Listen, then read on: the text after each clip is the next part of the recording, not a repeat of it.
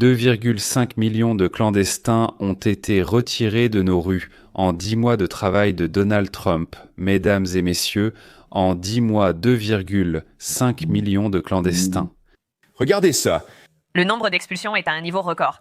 Avec le retour du président Trump au pouvoir, son administration a expulsé plus de 515 000 migrants en situation irrégulière. 1,6 million de personnes en situation irrégulière ont quitté le pays d'elles-mêmes, tandis que les agents de l'immigration ont arrêté 485 000 personnes. Le ministère de la Sécurité intérieure annonce que Trump pourrait battre le record d'expulsions américaines d'ici fin 2025. Fait notable, 1,6 million de personnes en situation irrégulière sont parties d'elles-mêmes.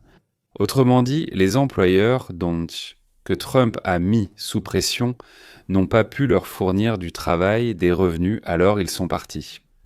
Que le président est axé sur les résultats, tout comme la secrétaire Noem.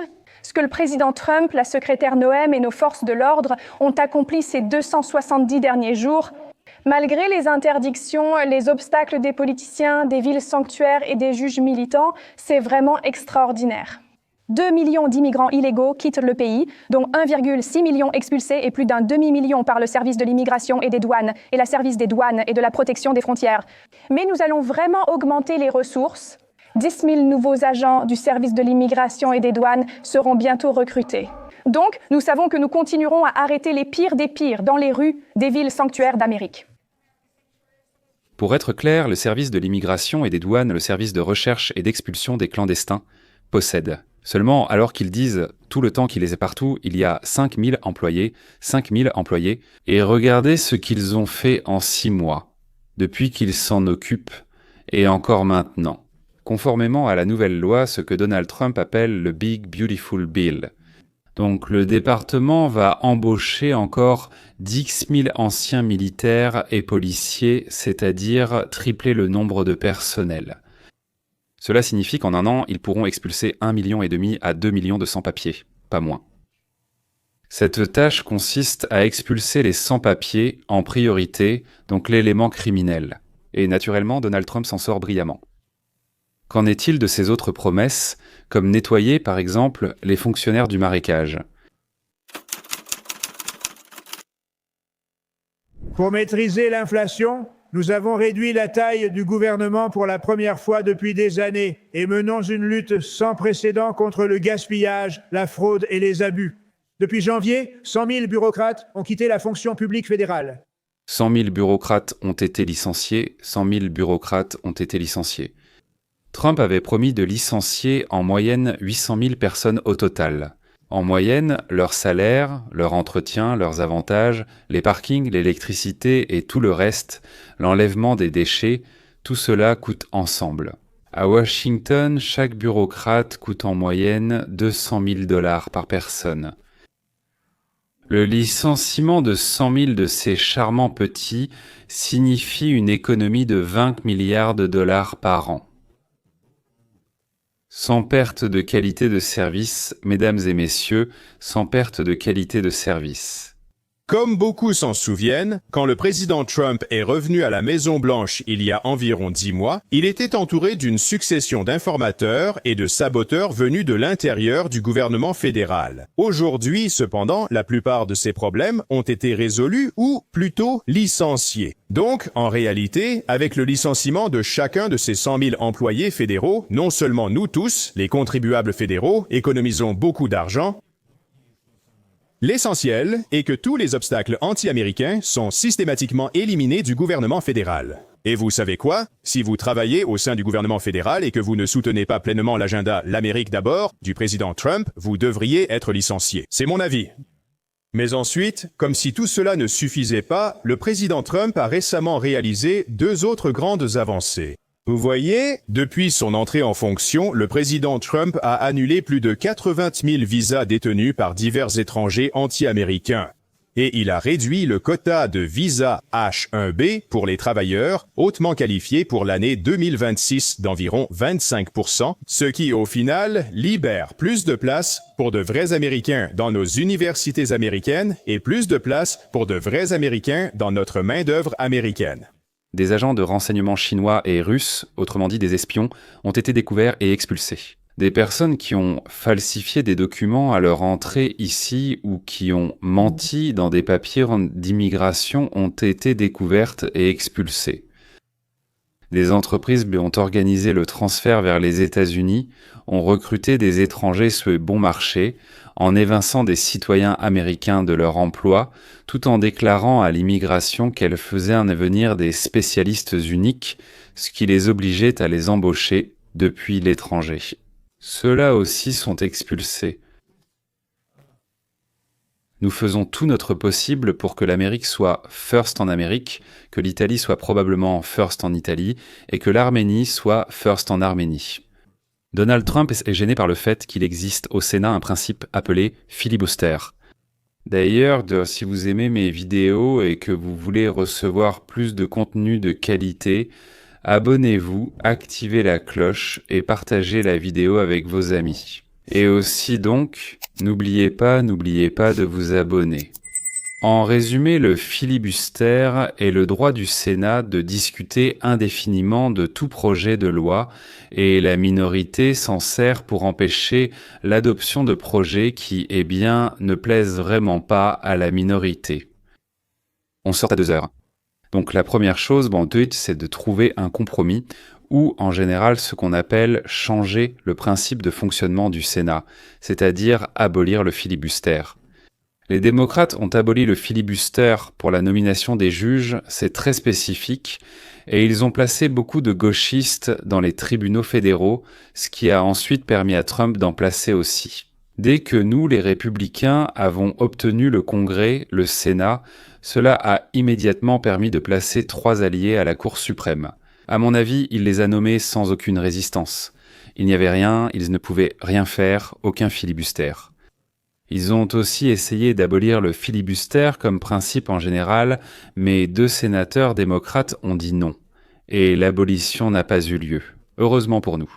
Je me souviens que, pour ainsi dire, j'ai lancé des bonnets en l'air de joie à ce sujet. Il ne fait aucun doute que dès que le Parti démocrate arrivera au pouvoir, il tentera à nouveau cette expérience qui n'a pas abouti chez eux. Et ce principe qui dérange tout le monde sera aboli. Personne ne doute que dès qu'ils auront la majorité, ils agiront immédiatement, ayant déjà éliminé depuis longtemps toute résistance au sein du Parti démocrate. Mais cela changera sérieusement l'atmosphère au Sénat, qui en fait n'a pas été conçu comme un groupe de 100 personnes élues, des sénateurs élus, mais comme une assemblée de représentants des États, des représentants des gouvernements. Et les sénateurs n'étaient donc pas élus, mais nommés par le gouverneur. À ma connaissance, oui, cela dépendait des États, mais en principe, c'était le gouverneur ou le gouvernement qui le nommait. Et le changement de ce principe a sérieusement influencé l'Union des États. Et par Union des États, on entend les États-Unis d'Amérique. Et l'abolition également de la règle du filibuster serait un coup très douloureux pour la République. Mais Donald Trump dit qu'il y a actuellement une guerre idéologique, et il en fait partie. Il est absolument convaincu que les démocrates feront cela. Tu es sûr, les démocrates l'ont déjà fait, ils disent qu'ils le feront absolument, il n'y a aucun doute qu'ils tiendront leurs promesses. Cet homme dit « Je vais te lancer une pierre ». Il l'a déjà fait plusieurs fois. Tout le monde menace aussi « Je vais te lancer une grosse pierre à la tête ». Que vas-tu faire? La 3e fois, tu te demandes « Et s'ils mentent maintenant ?» Non, ils vont le faire, bien sûr. Je pense que... Il est temps qu'ils arrêtent l'obstruction et qu'ils remettent tout le monde au travail. Ils ont voté pour la carte d'identité de l'électeur, ils ont voté contre le vote par correspondance, sauf pour les militaires qui sont loin et les personnes qui sont très malades. Non, je voudrais voir le vote en un seul jour, je ne veux pas voir 65 jours de vote partout. Non, je veux remettre de l'ordre lors des élections à la frontière. Nous avons déjà fait un excellent travail et une frontière solide. Je voudrais voir de nouvelles règles sur l'immigration qui pourraient être justes, beaucoup de pouvoir pour les autorités de l'immigration. Wang est...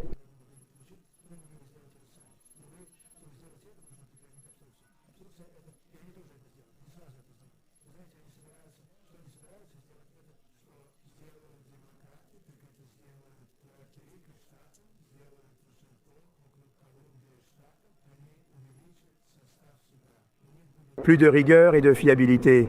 Ils auront 4 sénateurs grâce à 2 États et le feront à 100%. Ils l'auraient fait sans l'opposition de Manchin et Sinema.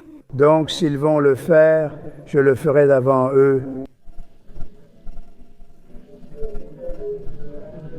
Trump pense qu'il est urgent d'adopter une loi sur le vote par bulletin papier, qu'il faut voter non pas électroniquement, mais avec des bulletins papier en présentant une pièce d'identité. Tu es venu, tu as montré ta pièce d'identité, ils ont vérifié et coché ton nom sur la liste, remis un bulletin, noté sa remise, puis tu es allé voter. Les démocrates font tout pour l'empêcher. Voilà la démocratie.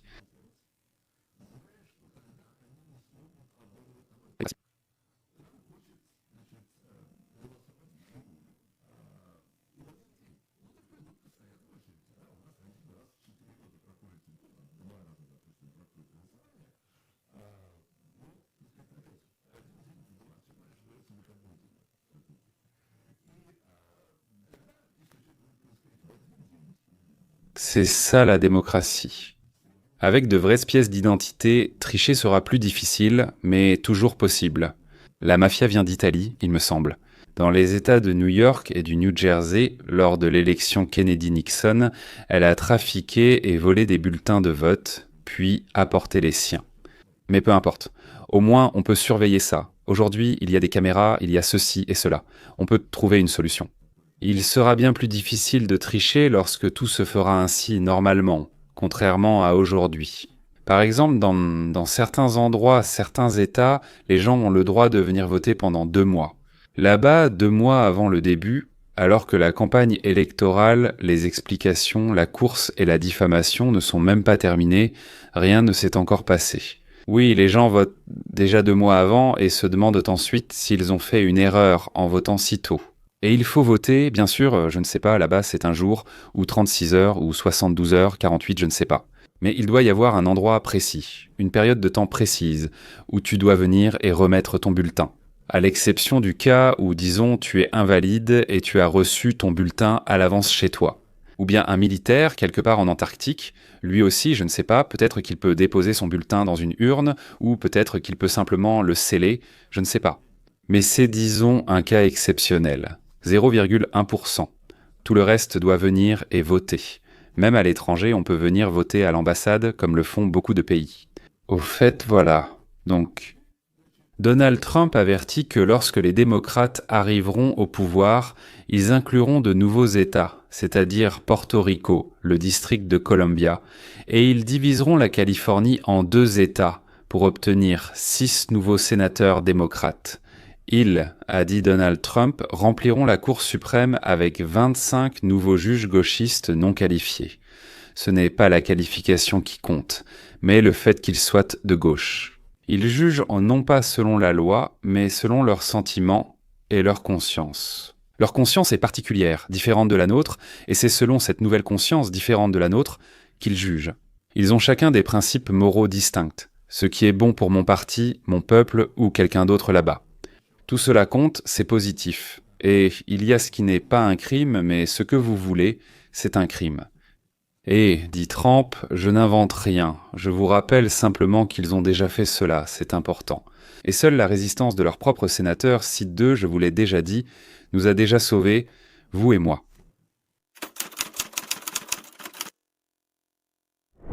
Je pense qu'il est temps de découvrir pourquoi vous avez voté, afin de comprendre ce que vous obtenez. Il semble que ce soit déjà évident. Laissez-moi vous montrer ce qui se passe. Nous avons certaines choses à discuter, alors commençons. D'accord, les amis, regardez simplement ça. Au fait, il a gagné, il a remporté la victoire. Ils ont choisi des imbéciles, donc nous allons devoir en payer le prix. Que se passe-t-il s'il ouvre des magasins d'État? Je ne suis pas d'accord. Ah, vous n'aimez pas ces magasins? 30$ est le salaire minimum. Pouvez-vous expliquer son impact sur les entreprises? Comment vont-elles payer ces salaires? C'est simplement à propos de toute la politique qu'il a essayé de mettre en place. Augmenter les salaires des travailleurs et les impôts, ce n'est pas bien. Le salaire minimum profite au système, pas aux travailleurs. Il entraîne plus d'impôts, des prix plus hauts et cause la faillite de nombreux employés. Je vis dans un État bleu, mais j'ai toujours été rouge. Les démocrates détruisent, volent et mentent. Qu'en pensez-vous d'avoir lui pendant 4 ans? Tout ce que je peux faire, c'est ravaler et essayer de faire avec, mais ce n'est pas facile. Exactement. Qui va payer pour ça maintenant? Oui. Comment vais-je pouvoir me permettre un salaire minimum de 30 $? Attendez, je dois concurrencer des épiceries subventionnées par l'État, comment vais-je faire? Bonne chance, New York. Vous venez d'élire un socialiste incompétent en économie, sans expérience, vivant d'un fonds fiduciaire pour diriger la ville. Selon vous, que va-t-il se passer? Oui, maintenant, vous devez payer à n'importe quel écolier sans expérience, à n'importe quel balayeur de sol qui ne sait faire que ça et qui le fait mal, 30 $ de l'heure.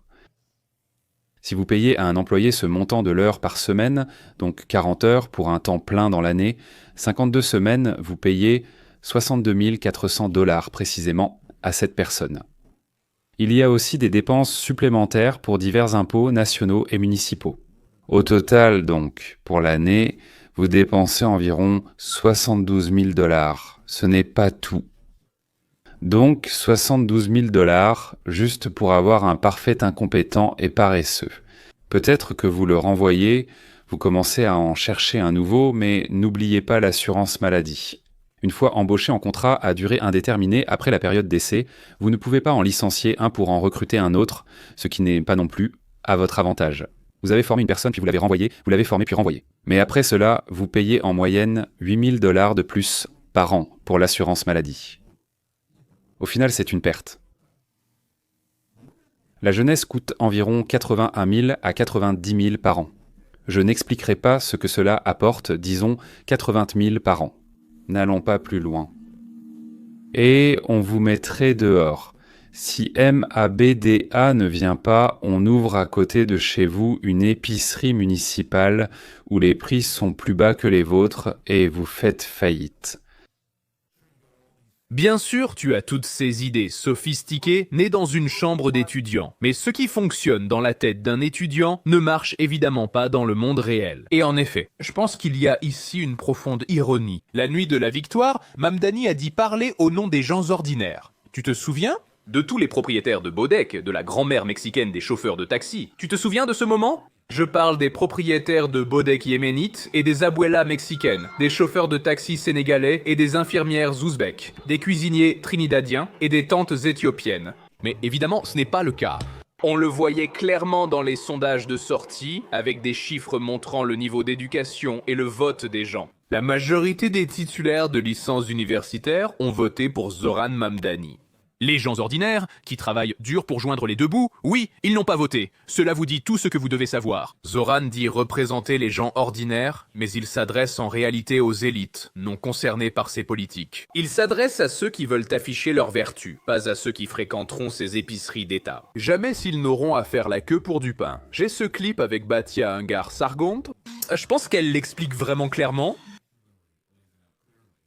Ces électeurs étaient des musulmans d'Asie du Sud et aussi ces jeunes de 20 à 30 ans trop éduqués, trop qualifiés, des hipsters socialement déclassés à Bushwick et Brooklyn qui se considèrent comme la classe ouvrière parce qu'ils n'ont pas réussi à obtenir des emplois incroyables et qu'ils ont des dettes étudiantes à cause de l'obtention, vous savez, de diplôme après diplôme.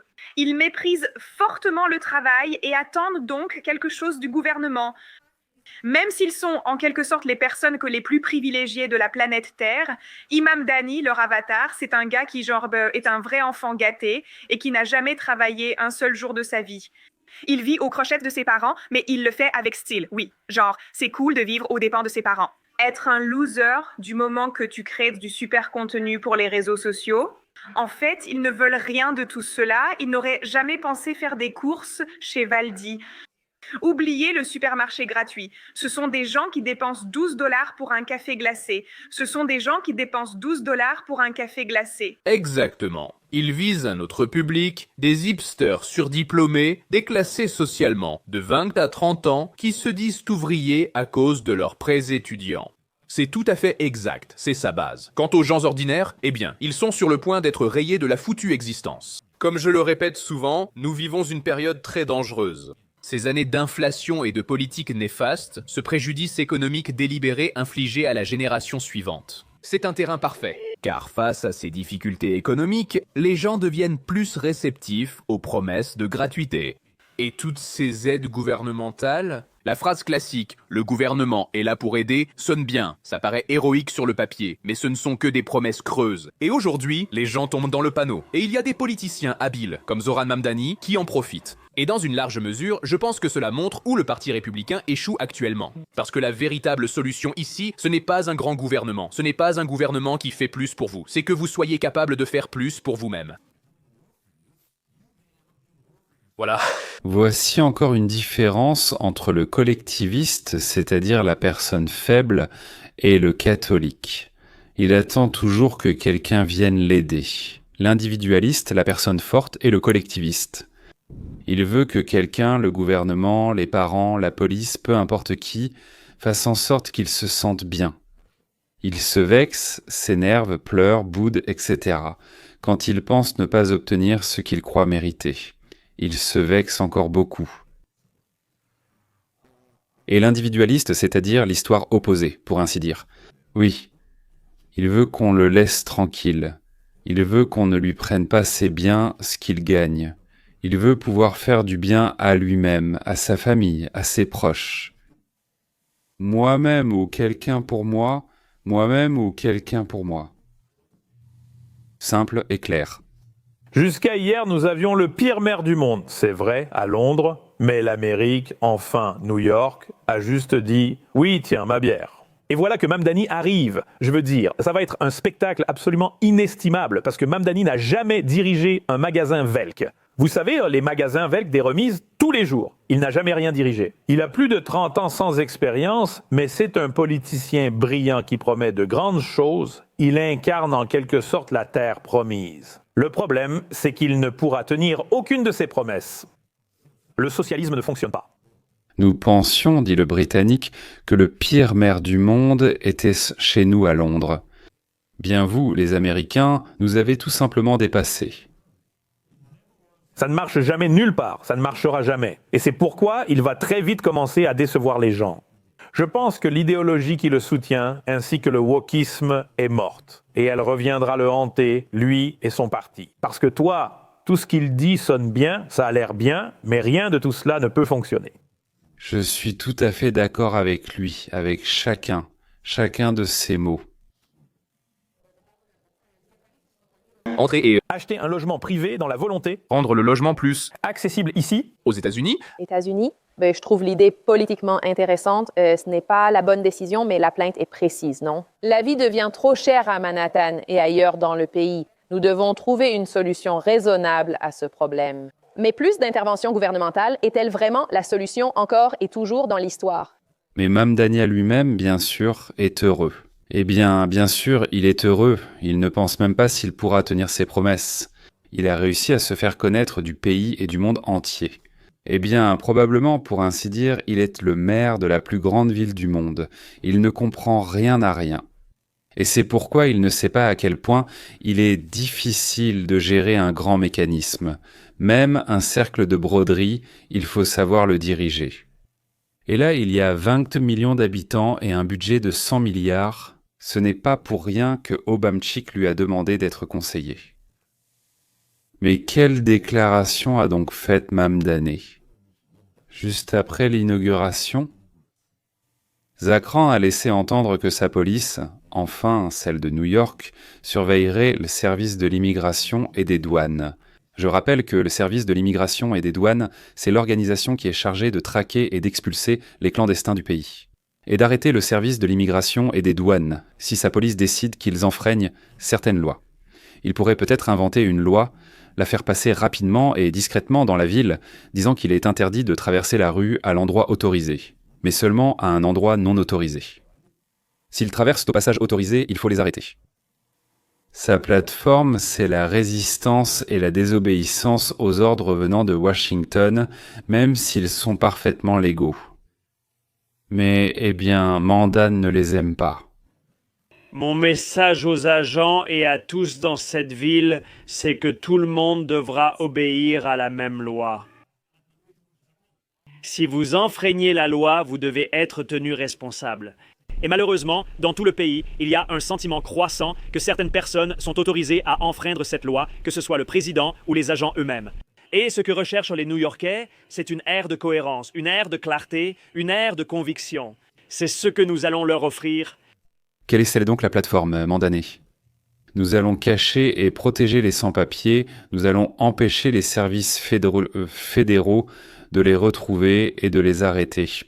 La ville de New York cesse toute coopération avec l'administration Trump, elle expulsera tous les agents et agences fédéraux des bâtiments appartenant à la ville. Mandané a déjà annoncé des avocats pour les sans-papiers. Il n'a pas encore établi le budget, mais il a déjà annoncé qu'il donnera 165 millions de dollars. Pourquoi 165 ? Qu'est-ce que ça signifie ? Oui, mais d'où vient cet argent ? Ils ont été volés à vous et à moi. C'est-à-dire, dans ce cas, pas à nous, parce que je vis à Los Angeles, mais aux citoyens travailleurs de New York. Il n'a pas encore gagné, mais il a remporté la primaire démocrate, Zahraïn Mandané. Donc il dit, je veux dire, c'est incroyable. Il a promis d'expulser, je cite, le fasciste Haïs de New York. Alors, comment comptez-vous faire ? Parce que je supposerais qu'il y a beaucoup de criminels et de cellules iraniennes à New York et ce genre de choses. Le travail là-bas n'est pas terminé. Qu'est-ce que vous diriez à ce type ? Bonne chance avec ça. Donc, Gemlo le surpasse chaque jour, chaque heure, chaque minute. Nous serons à New York car c'est une ville sanctuaire. Le président Trump l'a dit récemment. Nous allons intensifier nos efforts dans ces villes. Si un mauvais gars n'est pas arrêté en prison, un agent l'arrête ailleurs. Ils sont relâchés dans les rues, comme à New York chaque jour. Nous devons envoyer une équipe pour retrouver ce type. Et ce n'est pas tout. Nous enverrons des équipes supplémentaires pour rechercher toutes les personnes qu'ils arrêtent et nous nous concentrerons sur les villes sanctuaires. Parce que nous savons qu'ils relâchent des menaces pour la sécurité publique et la sécurité nationale dans les rues. Donc nous savons que nous avons un problème là-bas. En Floride, nous n'avons pas ce problème, où la plupart des shérifs travaillent avec nous. Nous allons intensifier nos efforts à New York en envoyant plus d'agents et en multipliant par 10 les contrôles sur les lieux de travail. Si nous ne pouvons pas les arrêter en prison, vous les forcerez à rester dans le quartier. Alors nous les trouverons dans le quartier. Si nous ne les trouvons pas dans le quartier, nous les trouverons sur leur lieu de travail. Alors le jeu a commencé, nous y allons. Et voici ce que Trump en pense. Ce gars est un menteur. Honnêtement, à mon avis, c'est un vrai salaud. Mais tu sais, tu m'as eu. C'est difficile à surmonter. Voici Donald Trump qui dit « Oui, vous savez ce qu'on va faire ? S'il ne coopère pas ou fait obstruction à la loi fédérale, nous l'arrêterons. » À mon avis, c'est ponctueux, c'est bref et clair. Alors, il faudra l'arrêter. Nous avons besoin d'un communiste dans ce pays, mais si nous en avons un, je le surveillerai de très près au nom de la nation. Nous lui envoyons de l'argent, nous lui envoyons tout ce dont il a besoin pour diriger le gouvernement. D'ailleurs, ils reçoivent déjà environ 3 fois plus que toi, Ron. Si on regarde par habitant, la Floride reçoit 1/3 de ce que reçoit New York en termes de chiffres. Pourquoi ne nous donnes-tu pas ces chiffres? Parce que c'est ce que nous devons lui envoyer. Oui, certains disent que la Floride reçoit plus à cause des bénéficiaires de la sécurité sociale, mais cet argent va aux personnes âgées qui y vivent, pas à l'État. Un déménagement en Caroline du Nord pourrait être pris en compte là-bas. Cela n'interagit pas avec le gouvernement de l'État. Ils reçoivent plus des gouvernements municipaux et d'État que nous, et de façon significative. Nous allons surveiller cela de près. Beaucoup disent qu'il est ici illégalement. Nous allons tout vérifier. Mais idéalement, il s'avérera être bien moins qu'un communiste. Mais pour l'instant, c'est un communiste. Ce n'est pas un socialiste. Oui, c'est un communiste. Vous savez, j'ai toujours dit qu'il n'y aurait pas de socialisme dans ce pays. Dans mes discours, je dis, eh bien, ont-ils laissé passer le socialisme? Il y en a beaucoup chez vous. Alexandria Ocasio-Cortez, avec son faible quotient intellectuel, s'agite en louant à quel point il est formidable. Et regardez, pour l'instant, il gagne. Il a encore une course à remporter, mais pour l'instant, il gagne et il a l'avantage. Démocrate à New York, j'y étais il y a longtemps. Le temps a passé. Depuis qu'un républicain a gagné dans cette ville, il s'est écoulé beaucoup de temps depuis qu'un républicain a remporté la ville. L'Amérique, à l'époque des pèlerins, a essayé le socialisme. Eh bien, presque le communisme. Et au bout de 2 ans, les colons ont commencé à mourir de faim. Cherchez Plymouth, Nouvelle-Angleterre, 1620 sur Google. Donc l'échec de l'économie collectiviste ou de l'exploitation collective a montré à l'Amérique que c'était une impasse, qu'il ne fallait pas suivre cette voie. Mais la jeunesse, notre jeunesse, la jeunesse américaine, celle de New York, a été abrutie depuis la maternelle jusqu'à l'université. Et plus ils étudiaient dans les établissements d'enseignement américains ou européens, plus ils devenaient stupides. Et ils ont choisi Koumyaka, un homme qui n'a jamais travaillé de sa vie, un raté absolu et complet, mais doté d'un don d'éloquence. Ils ont tout confondu. Je pense qu'une personne qui parle bien sera un excellent leader. Voilà ce qu'est ça la démocratie politique. N'importe quel imbécile qui s'est bêlé en harmonie avec le troupeau, disons, il est élu chef. Donc celui qui n'était personne est devenu maire, sénateur, président. Je vous ai déjà montré un extrait du discours de Mamdani à l'inauguration, encore une fois. Donc ces menaces envers le despote Trump d'en finir avec... Je ne sais pas comment le dire, avec le capitalisme qui a engendré Trump. Et s'il y a un moyen de faire peur À un despote? c'est de détruire les conditions qui lui ont permis d'accumuler du pouvoir. Ce n'est pas seulement ainsi que nous arrêterons Trump, mais aussi le prochain. C'est ainsi que nous arrêterons le prochain despote capitaliste. Tu ne pourras tout simplement pas, communiquer sur les réseaux sociaux du tout. Si je me souviens bien, c'est ce qui s'est passé. Ils ont désactivé tous ses comptes et ceux de ses partisans. Puis, l'instant suivant, on s'est retrouvé dans un froid arctique et une vaste enquête a débuté, réunissant 30 millions d'enregistrements téléphoniques et plus de 400 personnes, dont 92... Non, il s'agissait de plus de 100 organisations, y compris celle de mon ami Charlie Kirk, feu Charlie Kirk. Waouh! 8 sénateurs américains en exercice, un représentant du Congrès. C'est comme s'ils voulaient étouffer cela, et c'est ce dont parle Mamdani. Ce n'est pas bien?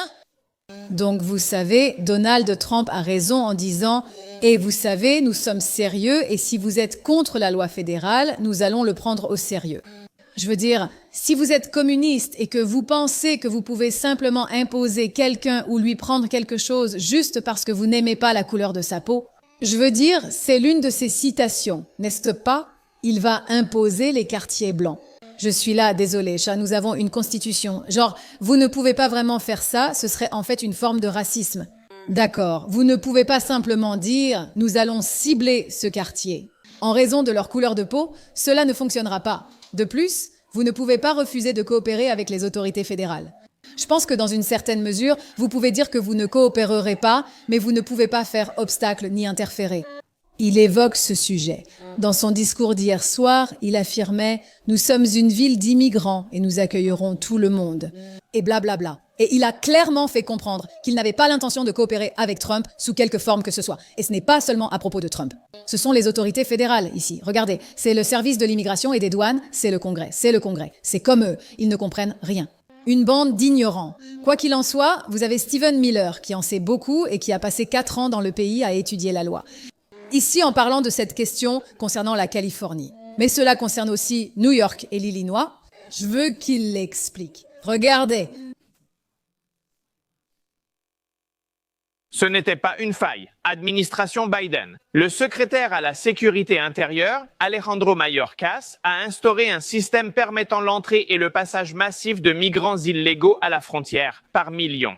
Et leur accorder ce qu'on appelle une libération conditionnelle, qui leur donne un permis de travail, qui leur donne un numéro de sécurité sociale, qui leur donne un SAK, qui leur donne accès aux urnes électorales. C'était le plan depuis le début. Les faire venir illégalement pour qu'ils obtiennent des aides gratuites, deviennent dépendants et participent aux élections américaines. C'était une attaque contre la démocratie de la part du Parti démocrate. C'est la même attaque que nous voyons. Sean, quand vous avez en Californie un État sanctuaire qui refuse même de remettre les criminels clandestins à le service de l'immigration et des douanes, donc, ce sont des immigrés illégaux en Californie qui ont été arrêtés par la police californienne, les forces de l'ordre de Californie, pour des crimes graves. Ils refusent de remettre ces criminels clandestins à la service de l'immigration et des douanes. Au lieu de cela, ils les relâchent dans les villes pour qu'ils commettent des crimes encore et encore. Selon toute définition, ce que fait la Californie est un crime, c'est une violation de nos lois. C'est une des choses les plus horribles que j'ai vues. Oui, d'accord. Cela se passe en Californie, cela se passe à Chicago, et maintenant cela va se passer à New York. Alors, Mamdani a dit toutes ces choses vraiment désagréables sur Donald Trump la nuit dernière. C'est comme si toute sa raison d'exister était simplement d'être contre Trump. Ça m'a plu, le président a répondu. Voilà, ça commence. La visière s'est levée, masque tombé, épée de dégainé. C'est au blanc de jouer, mesdames et messieurs, même si ce n'est pas une couleur populaire, mais c'est à nous de jouer, messieurs Mamdani. Bien sûr, le rusé n'a rien dit de tel qu'il donnerait l'ordre. Avec cet ordre, AIS ne pourra arrêter personne. Quelqu'un dans ce chaos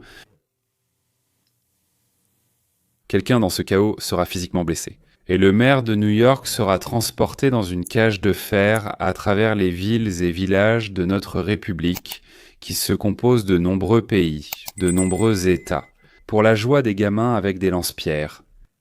Il ira au tribunal. Non, messieurs, il n'ira pas à Washington, on l'emmènera au Texas ou en Floride. Pauvre, pauvre New York, pauvre, pauvre New York. Peut-être que c'est nécessaire pour que quelque chose d'énorme s'effondre, afin que les autres habitants de notre merveilleux pays, eh bien, ils se frotteraient dans les yeux et diraient « Oh, voilà ce que c'est, en fait ». Et sur leur propre peau, ou sur la peau de leurs frères, sœurs, voisins et ainsi de suite, ils comprendraient que c'est un endroit où il ne faut pas aller, que c'est une impasse, une telle impasse, si nauséabonde, si répugnante. Mais personne n'apprend de l'expérience des autres, personne. Et même de la sienne, on apprend mal, alors de celle des autres. Pas du tout. C'est tout, mesdames et messieurs, à la prochaine rencontre.